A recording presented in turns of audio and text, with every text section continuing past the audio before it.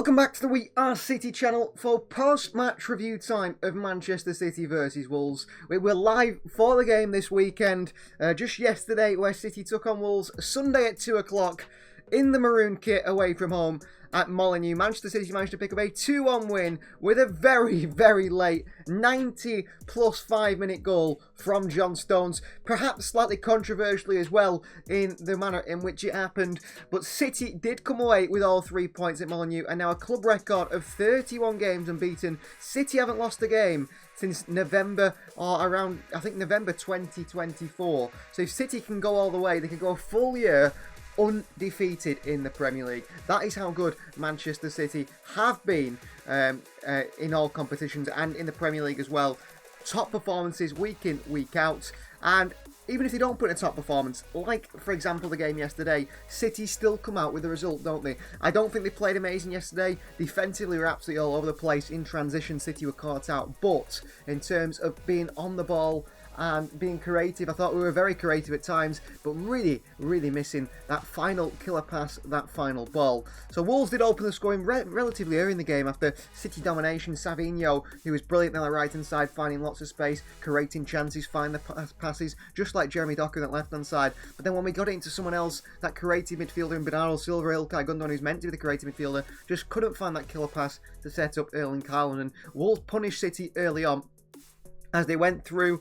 They worked it well around City's press, managed to switch the play to the right-hand side where there was Nelson Semedo, and the wing-back whipped it across the box. John Stones and Rico Lewis both sleeping at the far post, and there was Strand Larsen to tap it in an empty net to give Wolves a 1-0 lead, and City continued their domination from there and set where they started the game. City just went back to, yeah, we're going to dominate the game. Wolves went through again, actually, nearly made it 2-0. Nelson Semedo went through one-on-one with Edison, who dove on the ground and actually made a really good save. Smothered it, it deflected off Vardiol behind for a corner. And Manchester City rode their luck there that they weren't 2-0 down. After City's domination again and trying to find the chances, it came to Joško Vardiol, City's fullback, who is a left footer, who's amazing with the right foot. He puts it on the right foot, and he once again bends an absolute wonder strike into the top right-hand corner. City from then on continued to dominate after that wonderful Vardiol goal, who just can't help but score striker-like finishes. Or he's more than just a defender, isn't he, Joško Vardiol? And he played centre-back for Leipzig, he plays centre-back for Croatia. But Pep Guardiola seen something in him and said this man's got to play left back. He's too good in the midfield areas, in forward areas, and that has been proven, really, hasn't it? And he did fantastically well, Joško Vardiol, to score that goal. Second half was more City domination. Wolves, I can't think of hardly any chances, but I can't think of any chances for City either. One came across the box, Bernardo Silva in the first half, which was saved by Jose Sarr. Diaz had a shot that was saved low by Jose Sarr, and one came really well to Erling Haaland, but he missed the ball completely. Sort of bounced up off the turf and across from Jeremy Doku, I think it was, and Haaland just completely missed the ball, air shot it. Haaland was very poor in the game. On came Grealish to try and give City a bit more than that left-hand side. On came Phil Foden as well for Savinho on that right-hand side. And then finally Matheus Nunes made his way against his former side to a ringing of boos. Found Mateo Kovacic, who'd done a lot of giving the ball away, and I think Pep Guardiola was frustrated with the Croatian. Wolves go on the counter-attack. Matheus Nunes makes an absolutely fantastic challenge. Foot in from behind. He swings his leg round. He wins the ball. City go on the attack. This is the 94th minute or so. If Wolves get a free kick there, if Wolves get a chance there, that's game over. But Nunes, long bursting run, wins the ball back for City. Wins a corner for City, so I have to say credit to Matheus Nunes. He's swung in by Phil Foden. Bernardo Silva gives the goalkeeper a little nudge. He ducks down and gets himself out of an offside position. And John Stones heads it. Thumping header. Johnny Stones again. Late on for City. Gets City a winner in the 95th minute.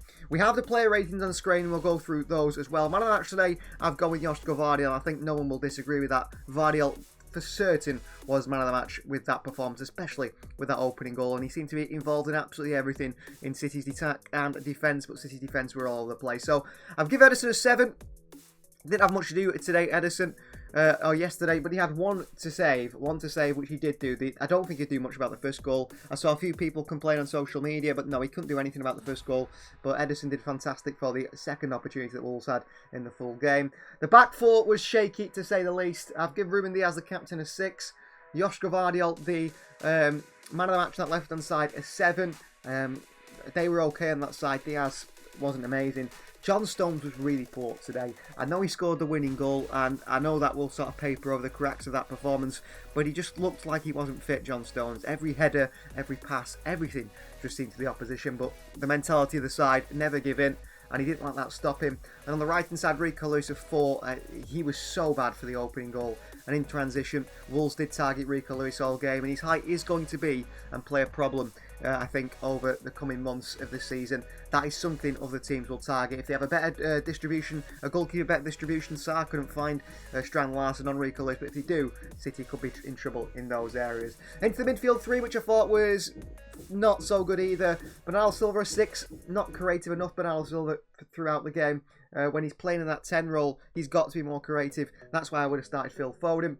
Ilkay Gundogan 4, I thought Gundogan, moments of magic, moments of Gundogan-esque moments still, but he's not there at all. I don't know if it's sharpness, fitness or whatever, rhythm, but he's not at it at all, Gundogan. A few chances that fell to him, he wasn't there, he was too slow to react.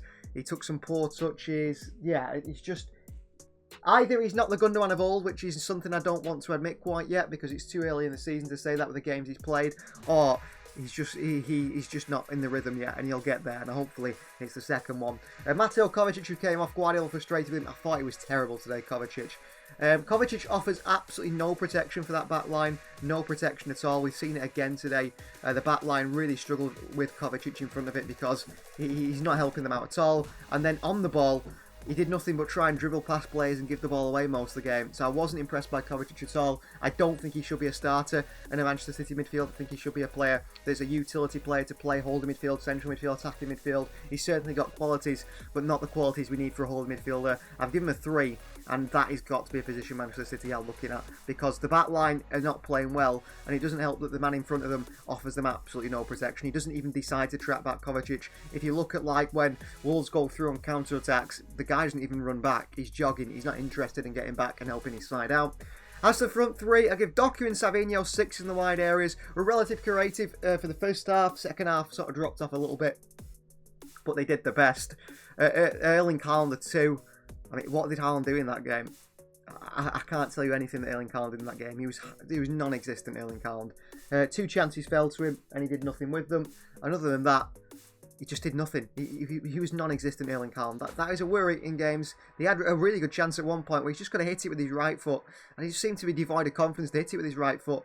And he shimmies and shimmies and he's trying to get it in his left foot. And the defender reads it all the way and just takes it off him. And it was poor by Haaland and a really poor performance today after some good performances this season. Some very good performances. We know how good he is. But yeah, I mean, Savinho and Doku were creative out wide for him. But then he needed maybe just that extra player to play off him, to help him, Gundogan and Bernardo, and those both didn't really do it either. As for substitutions, Nunez, Grealish and Foden, I've given them all a 6. Grealish came on and made a relatively decent impact on that left-hand side. Foden, of course, the assist for the winning goal, was creative, more creative than Bernardo Silva or Gundogan when they were, playing in the more forward-thinking positions. Matheus Nunes, he's instrumental in the goal. I'll give him a 6, but he's instrumental in that winning goal.